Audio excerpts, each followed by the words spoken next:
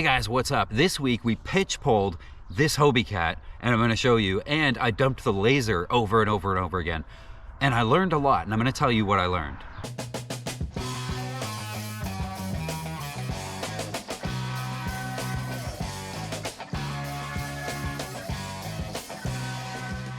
So a couple videos ago, you guys saw that I bought a Hobie Cat for $500, and I fixed all the little foibles and stuff that were wrong with it just to make it good enough to work. And then I called my friend Jay. He was in early Lady K videos, and we wanted to go out and push it hard to see what it would do and to really push ourselves really hard. So we waited for the right day. It was 20 to 25 knots, thunderstorms rolling overhead. We couldn't possibly go out in either one of the lakes that we live near. We have Lake St. Clair over there and Lake Erie right there because it would have been way too rough. But we have Rondo Bay, which is a little bay right beside Lake Erie. That's usually pretty protected. You get the 25 knots of wind, but you don't get the 8-foot spiky waves that Lake Erie is famous for. So we took the Hobie Cat out to the dock, rigged it all up, and got set to go. And we put on our life jackets, and you'll notice I have a GoPro strapped to my face, and then there's a GoPro on the bow that we're recording. Well, I'm not going to show you any footage from the GoPro on my face because we no longer have it. We lost the GoPro and all that awesome footage, and I even went back with a rake and tried to get the GoPro. We just can't find it. It's gone. Anyway, so we head out, and the storm's really weird. The wind was out of the west, and then as we headed and left the dock, the wind was out of the north, and it dropped to like 10 knots, and then it came back from the west afterwards. So we took the Hobie Cat out, first time for either one of us to really be sailing one of these things in any amount of wind, and we scooted across Rondo Bay, and we were having a great time. We hit just over 10 knots. We hit double digits, and then we started to go and try to get out into Lake Erie. We had no intention of sailing in Lake Erie. We just wanted to go out of the cut just to see what it was like, and we were hit on the nose with, I don't know, probably 5-foot rolling waves coming out of the cut, and the bows of the Hobie kept digging in and kept smashing up and down, and it was a pretty crazy experience just trying to get out. Okay, Lake Erie. I'll give you a little power.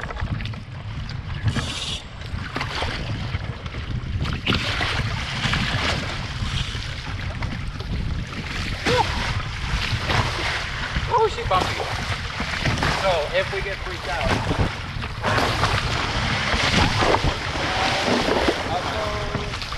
I'll follow it. All right. Whatever you say, I'll dive under.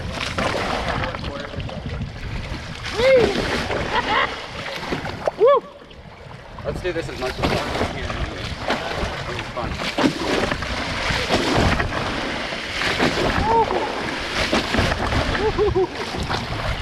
A couple big ones. I don't want to lose the rig. I don't know. This is probably the biggest one. Oh, that was fun. 7-0. Maybe I'll spill. I just don't want to plow the waves. Plowing at 7 knots.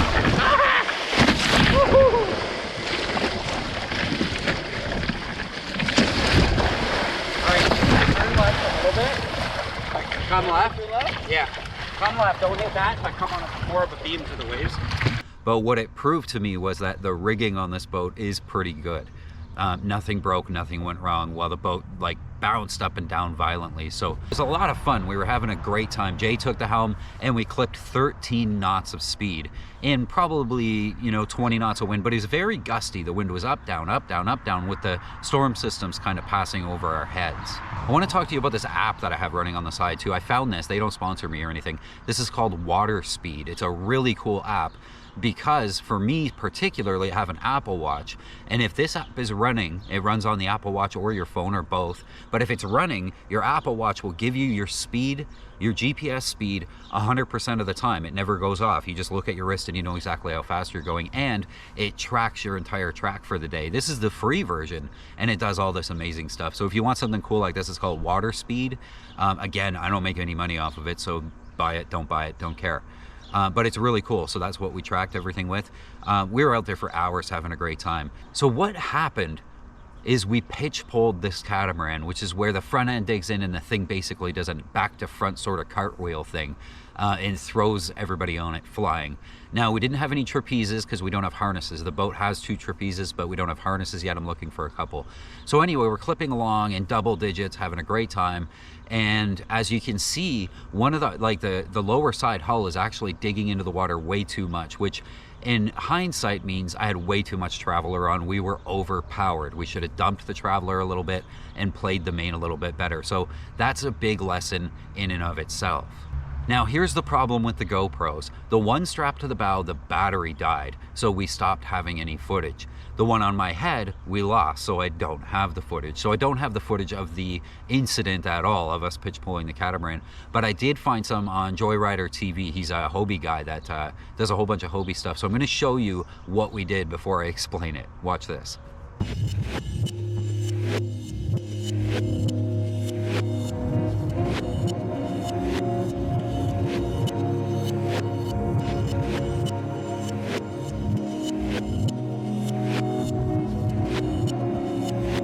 So that's what happened. We're flying along and we're just over 8 knots when we had our weight too far forward. We were both on the high side, but a little bit too far forward, and the front of the bow dipped into the water a little bit, just enough to catch enough water to flip the boat. And the boat came over violently and we just went upside down and we both fell in the water, and I bashed my face off the mast on my way past it. So I was in the back corner of the boat and I went past the mast, bashed my face, the GoPro got ripped off my face, and the microphone, because it's a GoPro Creators Edition, the microphone went flying, and Jay actually found the microphone floating in the water, but the camera was gone. So another lesson, tie a string to the camera and tie it to your wrist or something. I don't know, tie it to your life jacket. Anyway, we were in the water for, the app says it was like 20 something minutes, where we're trying to right this boat, and we're standing on the lower hull, trying to pull on the top hull with the righting lines. But as we stood on the lower hull, it was so windy, we couldn't get the wind to catch the boat right to get it righted. And the one we were standing on went underwater and started taking on water. So as the hull filled up with water, we were aware of that.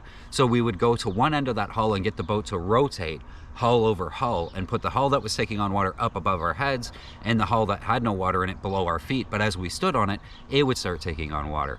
So we were in a bad situation. We couldn't get this boat to right. The wind was just crazy with these puffs well above 20 knots.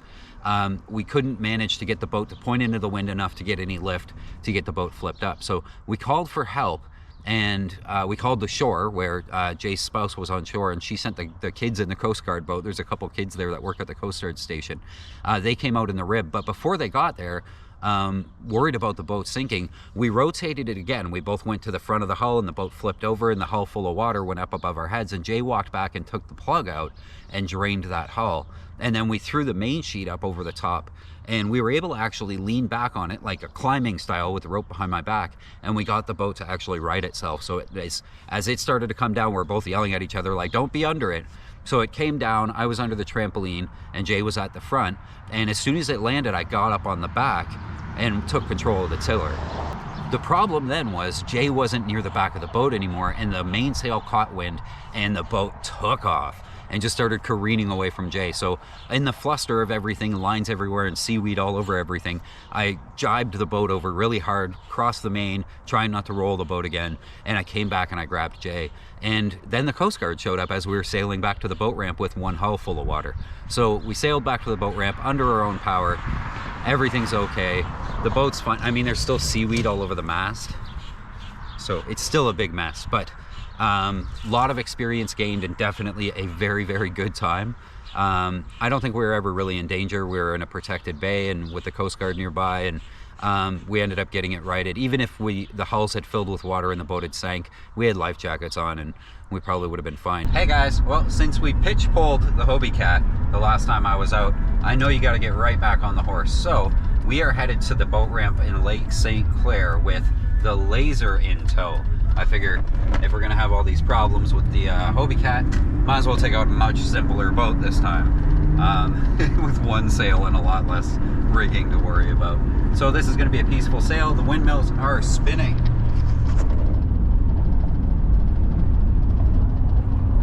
They were saying like 12 to 15 knots of wind, so should be at a very nice day to go sail a Laser. So let's go have some fun.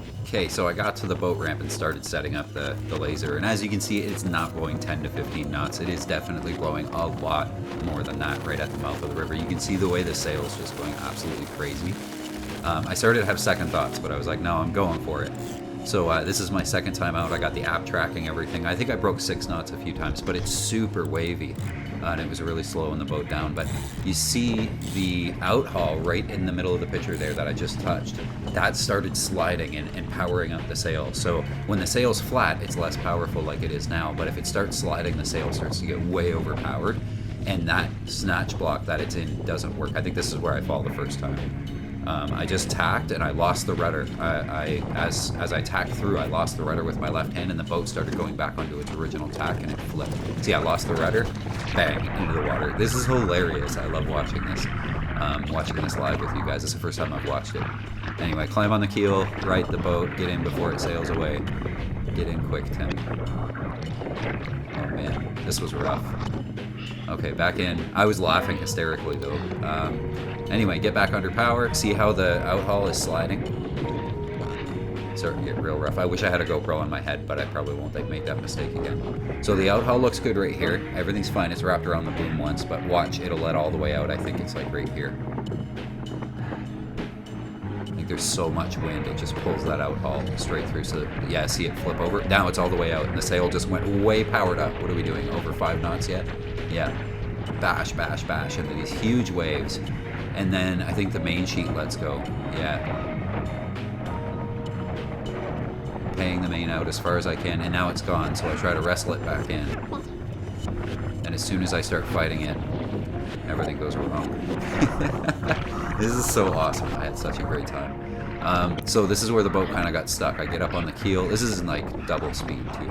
So I get up on the keel and the boat won't right itself because there's so much water on the sail. So I grab the main sheet thinking I'll pull the boom and right back in the water I go. It was so hilarious.